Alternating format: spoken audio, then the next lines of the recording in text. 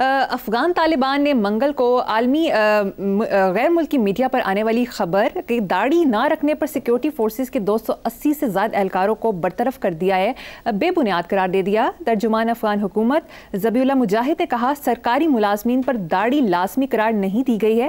اس کے علاوہ باجماعت نماز نہ پڑھنے والے ملازمین پر جرمانہ یا تنخواہ کٹوتی کی خبر میں بھی کوئی صداقت نہیں۔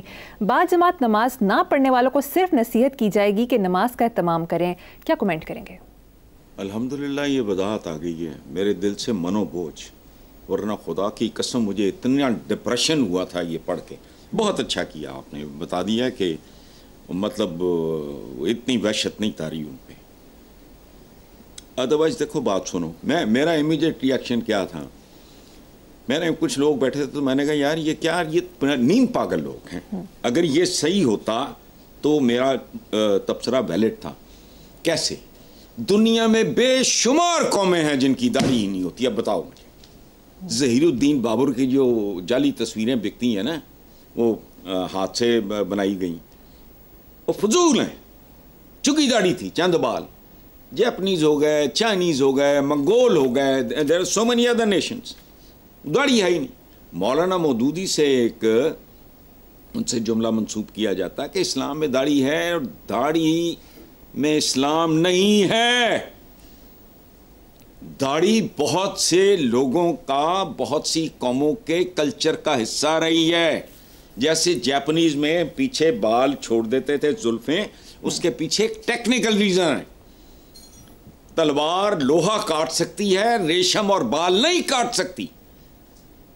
تو اگر آپ کے پیچھے ادھر بالوں کا وہ ہے گچھا موجود ہے، تلوار پیچھے سے وار کر کے منکا تو توڑ دے بے شک، گردن نہیں کاٹ سکتی۔ تو میں چونکہ بہت زیادہ ڈیزرٹس کا میرا ایکسپوئر ہے، یہ ایک ٹیکنیک ہے، یہ لمبے بال رکھنا یہ ریکوائرمنٹ ہوتی تھی ایک زمانے میں، لمبے بال رکھنا، یہ داڑیاں رکھنا، یہ عرب میں، یہ آج نظر آتا ہے تمہیں کوئی؟ دین نام ہے ایک خاص طرز حیات کا، ایک خاص رویے کا، ایک خاص طرح کے اعمال کا، گٹے گڈے تونے کا نہیں۔ یہ سمبولک بات ہے۔ نماز میں ترتیب، جو صفیں سیدھی رکھنا، اس کا مطلب ہے نیت سیدھی، عزائم سیدھے، تمہارے منصوبے سیدھے، تمہاری زندگی میں کوئی بل فریب نہ ہو۔ یثرب کا مطلب ہے، مدینہ تو نبی کا شہر، لاہور بھی مدینہ ہے، کراچی بھی مدینہ ہے، نیو یارک بھی مدینہ ہے۔ عربی میں مدینہ کہتے ہیں شہر کو۔ مدینہ تو نبی تو محبت سے جب حضور پہنچے تو اس کو کہا گیا، نام ہے یثرب۔ یثرب کا مطلب ہے an even piece of land. بارشیں ہوتی تھی وہاں، مکہ والا حال نہیں تھا، ان ایون، اس میں گارا اگڑا، تو انہوں نے کہا جی ذرا ٹخنوں سے اوپر کر لیا کرو۔ ہم نے ٹخنوں سے اوپر، وہ زندگی اس چیز کا نام نہیں ہے، دین اس چیز کا نام نہیں ہے۔ یہاں ہم پہنتے ہیں شلواریں، اس کو اسلامی لباس۔ وہ ایک دفعہ ترکی کا بندہ آیا تھا، کوئی پتہ نہیں مولانا فضل الرحمان سے کوئی سینئر کو منسٹر ٹائپ یا پتہ نہیں کیا، میں بڑا تھا، اس نے کوٹ پتلون پہنا ہوا، ٹھیک ہے، اور جن کو ملنے گیا پتہ نہیں مولانا تھے کون، انہوں نے شلواریں اپنا چڑھائی، بہت اچھی بات ہے ستھنے، میں بھی ستھنے پہنتا ہوں، اس کا کیا تعلق ہے ہمارے ساتھ؟ شلوار بنیادی طور پہ ٹرکش ہے۔ آج بھی ترکی کے جو مضافاتی علاقے ہیں ان میں لوگ شلوار پہنتے ہیں۔ ہمارے یہاں آزار بند ہوتا ہے، ادھر وہ پیٹی سی ہوتی ہے، یہ وہ سارا۔ لباسوں میں، کھولیوں میں کچھ نہیں رکھا، کہانی ہے اعمال کی۔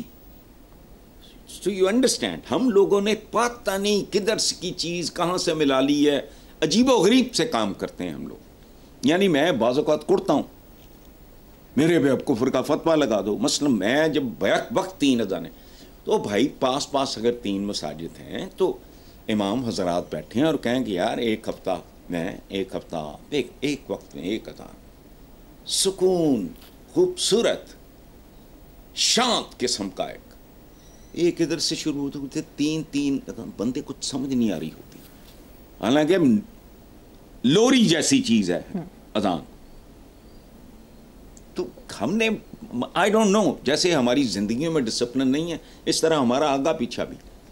مطلب اب ہمارے یہاں ایک اشتہار چلتا ہے، دیکھو بات سنو، مینٹیلٹی، حضور کا حکم ہے بھوک چھوڑ کے کھاؤ، اشتہار کہتا ہے تھوڑا اور کھاؤ. بس یہ جی انہوں نے معصومیت میں کیا ہوگا، میں یہ نہیں کہہ رہا نعوذ باللہ کہ نہیں، لیکن نہیں، حضور کا حکم ہے اعتدال، میانہ روی، تھوڑی بھوک باقی ہو ہاتھ کھینچ لو. ہمارے یہاں پتہ نہیں کیا پریکٹس ہو رہا ہے، ورنہ یہ کیریکٹر ہوتا ہمارا.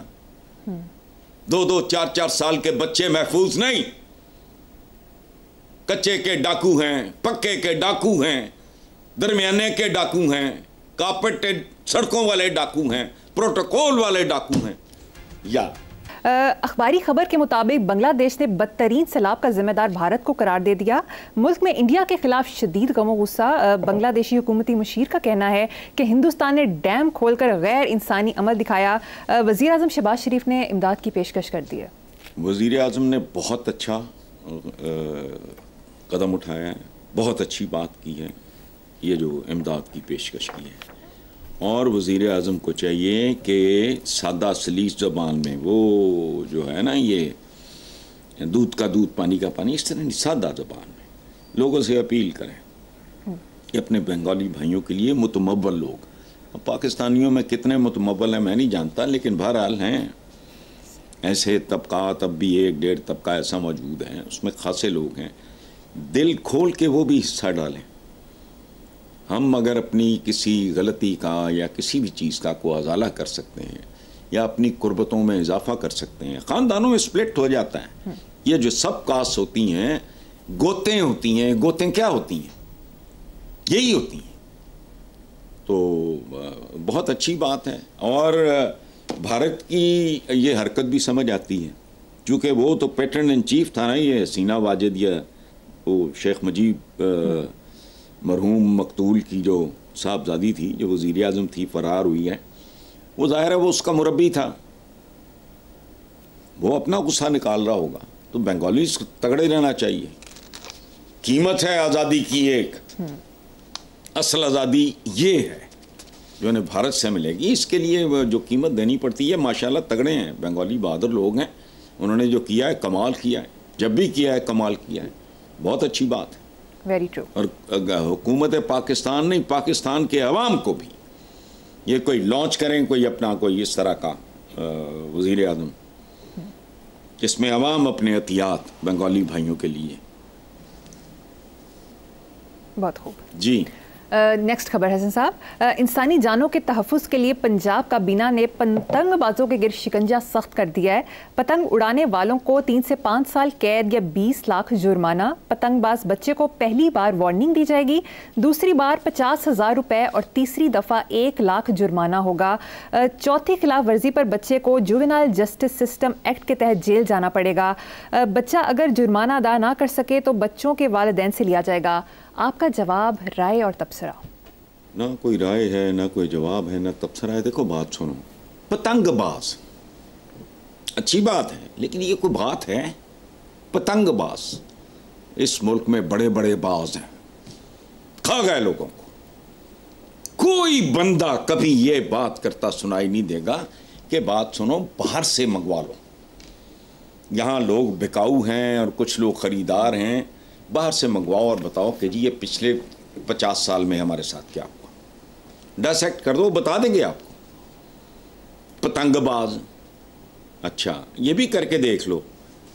بات سنو، عوام کی تربیت، میرا پیٹنا ایک ہے، لوگوں کو بات سمجھ نہیں آتی ماشاءاللہ. میں اس کا ارتھ مائی فرینڈ کے رائٹر کا حوالہ دیتا ہوں کہ قوم میرے سامنے ننگی ہو جاتی ہے. میں جس ملک میں جاتا ہوں، ایئرپورٹ سے لے کے اپنی ڈیسٹینیشن تک، قوم ایکسپوز ہو جاتی ہے پوری طرح. پھر وہ ایکسپلین کرتا ہے کہ ٹریفک سب سے بڑا تعارف ہوتا ہے کسی بھی ملک کے عوام کا. جاؤ جا کے نکلو، تمہیں اپنی اوقات پتہ لگ جائیں گے. تم نے قوم کو نہ ایجوکیٹ کیا، نہ ان کی کو تربیت کی، اور اس طرف دھیان بھی نہیں.